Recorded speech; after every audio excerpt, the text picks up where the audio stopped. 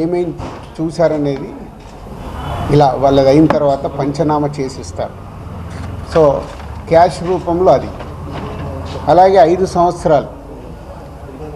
సంవత్సరాల నుంచి మేము ఎక్కడ ప్రాపర్టీస్ కానీ వేరే దాంట్లో ఇన్వెస్ట్మెంట్ చేయడం కానీ ఎక్కడ ఏమీ జరగలేదు. అది కూడా డిపార్ట్మెంట్కు టోటల్గా అందరి దగ్గరికి వెళ్ళి క్లియరెన్స్ చేసుకున్నారు.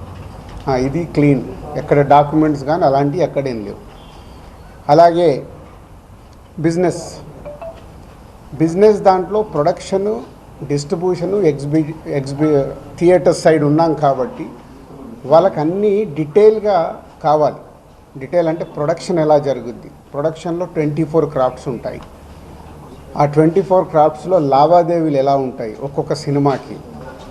సో ఆ డీటెయిల్స్ అన్నీ వాళ్ళు తీసుకోవడం జరిగింది. అలాగే డిస్ట్రిబ్యూషన్ సైడ్ ఎలా ఉంటుంది, ఎగ్జిబిషన్ సైడు ఎలా ఉంటుంది అనేది వాళ్ళన్ని డీటెయిల్స్ అడుగుతూ అందరి దగ్గర తీసుకొని ఫైనల్గా నా దగ్గర నిన్న ఇవన్నిటిని ఎవరెవరు ఏమేమి స్టేట్మెంట్లు ఇచ్చారు, ఏముంది అనేది ఫైనల్ నాతో నిన్న కన్క్లూడ్ చేశారు. డిపార్ట్మెంటే ఆశ్చర్యపోయింది. అంటే ఇంత దిల్రాజు గారిని మేము ఏదో ఎక్స్పెక్ట్ చేసాం, అలా ఉంటుంది ఇలా ఉంటుందని సెర్చ్ జరిగేటప్పుడు దే ఆర్ వెరీ హ్యాపీ. వాళ్ళకు మాకు జరిగిన కోఆపరేషన్లో కానీ దాంట్లో కానీ they are very happy department. ఫర్దర్గా ఆడిటర్స్ డిపార్ట్మెంట్ ఉన్నదాని మీద వాళ్ళు క్లారిటీ చేసుకుంటారు. అన్ని బుక్స్ ఆఫ్ అకౌంట్స్ కరెక్ట్గా ఉన్నాయా, ఇవేమున్నాయి లాస్ట్ 5 years అని అవన్నీ వాళ్ళు చేసుకొని కన్క్లూడ్ చేస్తారు. ఇదైపోతే మా మదర్ది, అమ్మకి 19th రోజు కాఫ్ కోల్డ్ ఎక్కువైంది. 19th అయిన తర్వాత ఇంట్లో వెళ్ళేసి ట్రీట్మెంట్ తీసుకొని వచ్చి ఇంట్లో ఉన్నారు.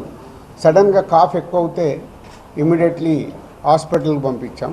దానికి ఎవరో కొందరు హార్ట్ అటాక్ అని ఇంకేదో అయిందని రకరకాల న్యూస్లు క్యారీ చేస్తారు. She very fine. జస్ట్ 2 రోజులు, షీఈ్ 81 ఏజ్, 2 రోజులు హాస్పిటల్లో ఉండి ఇప్పుడు డిశ్చార్జ్ అయ్యి వస్తున్నారు. She very normal. Lungs infection కొంచెం పెరగడం వల్లే కాఫ్ వచ్చింది, దానికి ట్రీట్మెంట్ తీసుకొని వస్తున్నారు.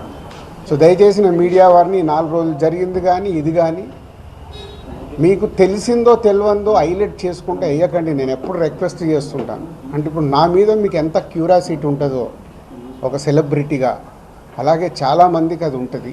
తప్పుడు న్యూస్ వెళ్ళినప్పుడు అక్కడ వాళ్ళకి ఇటు మాకు తెలిసిన కుటుంబాలు కానీ ఇష్టపడే వాళ్ళు కానీ తప్పు న్యూస్లు వెళ్తాయి.